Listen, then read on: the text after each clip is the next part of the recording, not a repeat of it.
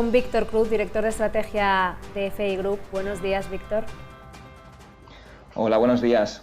Antes de nada, explico un poco lo que hacéis. Sois expertos con 20 años de experiencia en soluciones globales para la financiación y la gestión de la innovación en todo el mundo. Esto lo he leído en vuestra página web, así que esa es vuestra definición. Para que la gente conozca un poco más a la compañía, ¿qué servicios, cuáles son los principales servicios que ofrecéis? Perfecto. Bueno, lo has dicho muy bien. La mejor carta de presentación es precisamente esta, ¿no? La gestión integral de la innovación. Somos una consultora internacional. Estamos en 13 países, principalmente pues, en Europa, Sudamérica y también estamos en Japón. Hace poco abrimos oficina en Tokio.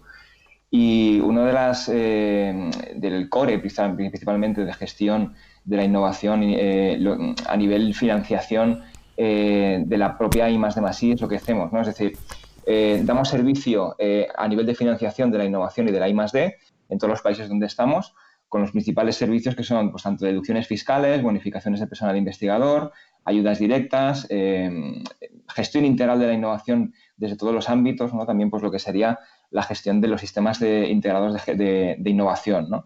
Todo lo que tiene relación directa con la innovación. ¿Cómo realizáis el estudio de las empresas que acuden a vosotros?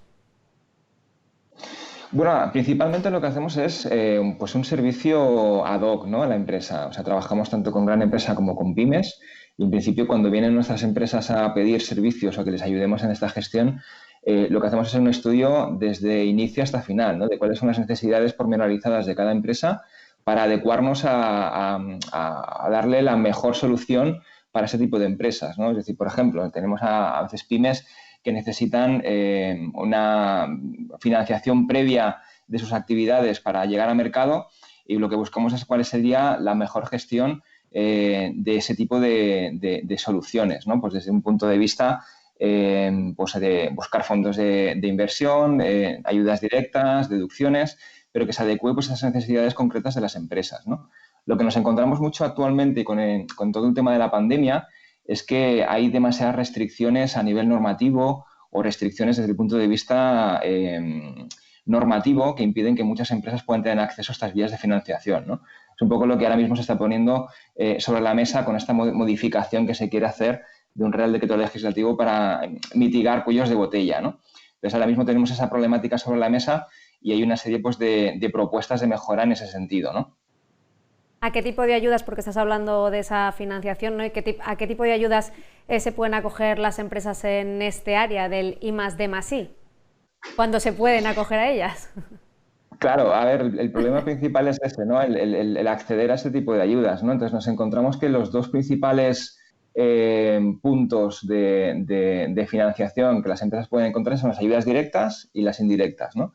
Las directas son las más enfocadas desde el punto de vista pues, de convocatorias nacionales como puede ser CEDETI, Horizonte Europa o Proyecto Marco, mientras que las indirectas están muy focalizadas a lo que son incentivos fiscales, ¿no? Por ejemplo, bonificaciones del personal investigador, que son relacionadas también con lo que son las cuotas a pagar a la seguridad social, ¿no? Son dos bloques bastante diferenciados, ¿no? En función un poco pues, del punto en el que se encuentra la empresa a efectos, ¿no? de realización del proyecto de I+D+I, pueden acceder a un tipo de ayuda o a otra, ¿no? Si la ayuda se va a ejecutar a futuro, lo normal es que se soliciten, ¿no? Ayudas directas, ¿no? O subvenciones o préstamos. Si la ayuda ya o el proyecto ya está ejecutado, ¿no? Como puede ser, por ejemplo, un proyecto ya realizado pues, en el ejercicio de 2019, ¿no? Lo habitual es solicitar deducciones fiscales o bonificaciones de personal investigador para ayudar, ¿no? a mitigar pues, el impacto del coste de ese tipo de proyectos. Uh-huh. Recientemente habéis presentado, junto al Instituto de Estudios Económicos, una propuesta de mejora para los incentivos fiscales a la I+D+I. ¿Cuáles son las principales conclusiones de este informe? No sé si coinciden con lo que ya me vienes exponiendo. Sí, a ver, en este país sí que es verdad que llevamos mucho tiempo con reformas fiscales que van abundando, ¿no? en un recorte hasta cierto punto de incentivos fiscales, ¿no? Yo recuerdo pues en el 2014, con la reforma fiscal que vino con la Ley 27 de 2014, que sí que se acudió a expertos. Todos acordamos un poco del informe Lagares, ¿no? Que lo que pretendía precisamente era ver hasta qué punto los incentivos que estaban regulados en el impuesto sobre sociedades eran útiles o no, y cómo se podían mitigar o recortar o mejorar, ¿no?, la recaudación en el impuesto y mejorar ese tipo de situación, ¿no? Ese informe fue bastante negativo y lo que quedó en el impuesto prácticamente fueron 2 o 3 incentivos, ¿no? Uno de ellos es el de la I+D+I, ¿no? Ahora recientemente se han publicado 2 estudios, ¿no? Como bien dices, nosotros hemos colaborado como patronos o como patronos realmente, ¿no?, con el Instituto de Estudios Económicos en este informe para hasta cierto punto ver si este tipo de incentivos son útiles o no, y las conclusiones están perfectamente alineadas con el informe de AIREF, que también se publicó recientemente en noviembre, que vienen a decir lo que ya desde la OCDE y desde Europa se está diciendo, ¿no?, que estos incentivos son útiles, son necesarios, y por prácticamente cada euro que el Estado invierte, ¿no?, en estas políticas fiscales, el retorno que se está consiguiendo a nivel de la empresa privada es prácticamente de 1,5 euros, ¿no? Entonces, realmente se está demostrando, o se ha demostrado, ¿no?, con este tipo de informes y de estudios, que estas políticas fiscales son útiles. Lo que pasa que, lógicamente, hay algunos puntos de mejora, ¿no? ¿Cuáles son esos puntos o qué propuestas de mejora hay sobre la mesa ahora mismo?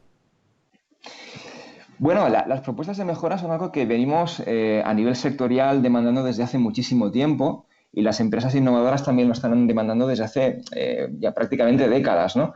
La inversión en I+D+I en España es muy baja. Es algo que en las encuestas del INE cada año lo estamos viendo. Por ejemplo, la última encuesta del INE sobre el gasto en I+D+I en 2019 aflora un gasto sobre PIB de prácticamente un 1,25%. El año anterior estábamos en un 1,24%.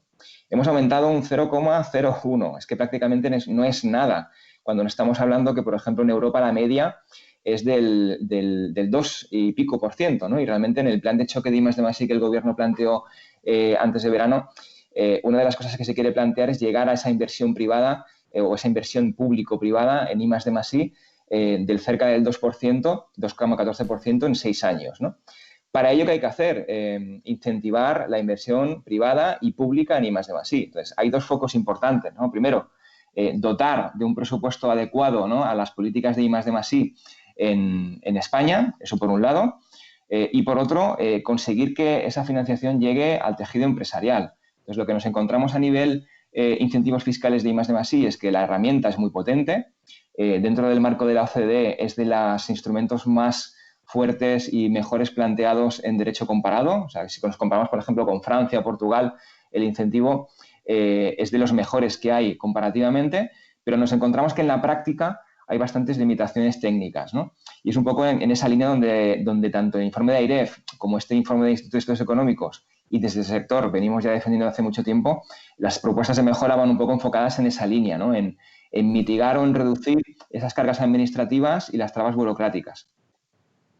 Para ir concluyendo, los presupuestos generales del Estado están ya prácticamente aprobados. ¿Cuál es dentro de estos nuevos presupuestos generales del Estado, cómo veis la parte que se va a destinar a I+D+I, o qué nos podéis comentar sobre ella? Sí. Bueno, estamos en un momento delicado por un lado. Lógicamente, con la pandemia estamos viviendo una situación muy difícil.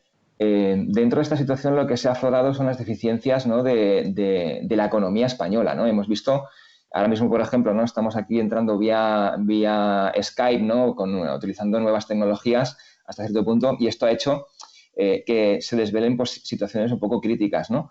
Bueno, faltas de conectividad, la I+D+I no ha sido suficiente. Entonces, dentro de los presupuestos sí que es verdad que el momento es bastante bueno, en el sentido de que por primera vez se están poniendo unos presupuestos dotados a la I+D+I muy potentes, con, bueno, unas partidas presupuestarias que nunca en la historia habíamos visto, ¿no? Es algo muy positivo. Lo que nos preocupa principalmente es cómo se va a hacer llegar esas dotaciones presupuestarias al tejido empresarial, ¿no? Si miramos hacia atrás, donde prácticamente era 10 veces menos el presupuesto I+D+I que hemos tenido en los últimos años, lo que ha pasado es que la tasa de ejecución ha sido muy baja. ¿Por qué? Pues por trabas administrativas, cuellos de botella, problemas principalmente de carga documental excesiva en muchos casos. Sí que es verdad que hay que ser estrictos, ¿no?, y exhaustivos en el cumplimiento de los requisitos para poder optar a esa financiación, pero lo que no puede ser es que, por ejemplo, una startup se pierda en papeleo o se pierda en trámites administrativos cuando lo que tiene que hacer realmente es dedicar los recursos a la I+D+I. Con el que la valoración es muy positiva dentro de lo que sería la carga presupuestaria, podemos decir, a la I+D+I, pero la preocupación que tiene el sector y nosotros en concreto es precisamente el cómo se va a aflorar o cómo se va a hacer que esas partidas presupuestarias realmente puedan llegar, ¿no?, a incentivar al tejido innovador de España. Bueno, pues Víctor Cruz, director de estrategia de FI Group, muchísimas gracias por habernos acompañado esta mañana. A vosotros, un placer. Gracias.